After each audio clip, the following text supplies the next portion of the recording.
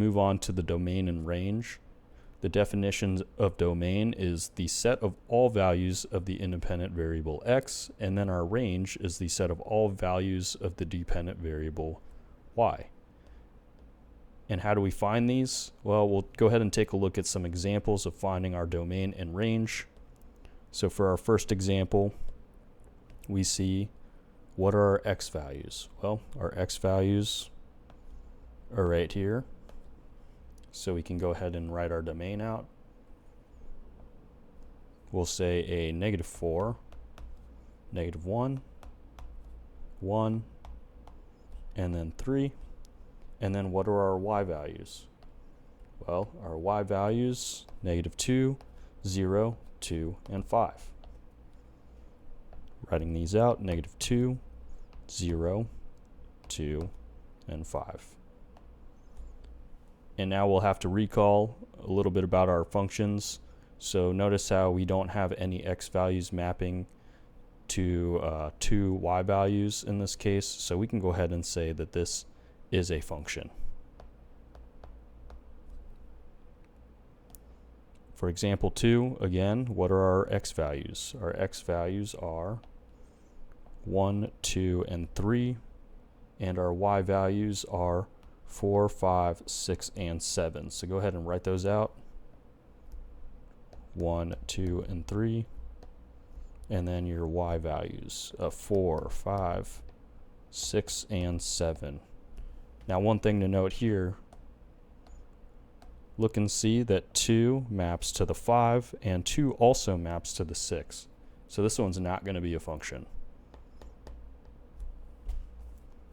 Okay. Example 3, looking at it in a little bit different way.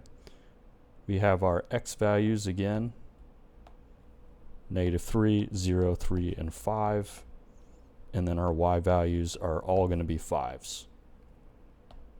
So domain, go ahead and write your x values out. -3, 0, 3, and 5. And then what's your range? Your range is only going to be 5. Now this might be a little bit tricky for the function, but notice how each of the individual x values are mapping to a 5, but we don't have one of the x values mapping to two different y's. So in this case, this is going to be a function.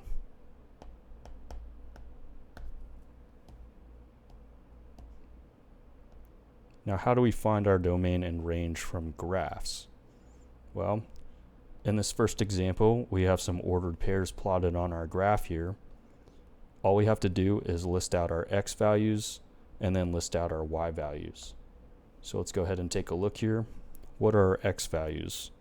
Well, we have -2, a -2, a 4, and a 4. And we don't need to write the repeat numbers. So going from smallest to biggest, we have a -2, comma 4. Now what are our y values? Our y values, we have a 3, a 0, and then a 3 and another 0. So go ahead and write them out, smallest to largest, 0, 3.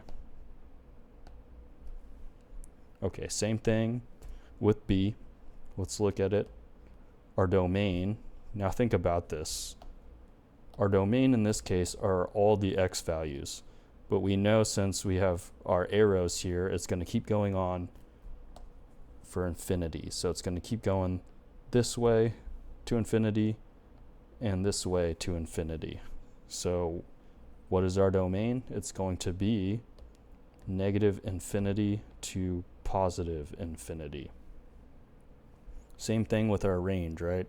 Our range, it's going to keep going up and it's going to keep going down forever. So our range is going to be -infinity to +infinity. Two more examples here with some different graphs.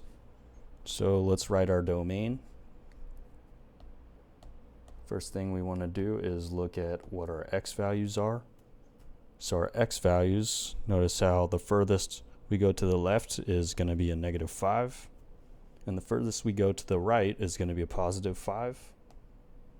And then the lowest we go on our y-axis is our -3. And the highest we go is a positive 3. So in this case, since we have a filled in little dot right here, our domain is going to use square braces like this, -5 to +5, and same thing with our range, -3 to +3. Okay, now for D, let's look at our domain and our range. So our domain, in this case, all of our x values, so it's going to keep going to the left to infinity, and it's going to keep going to the right for infinity. So we can go ahead and write our domain, -infinity to +infinity, and then our range. The tallest we ever go is going to be this 4 here, but notice how we keep going down for infinity. So in this case, we'll have -infinity all the way to our +2.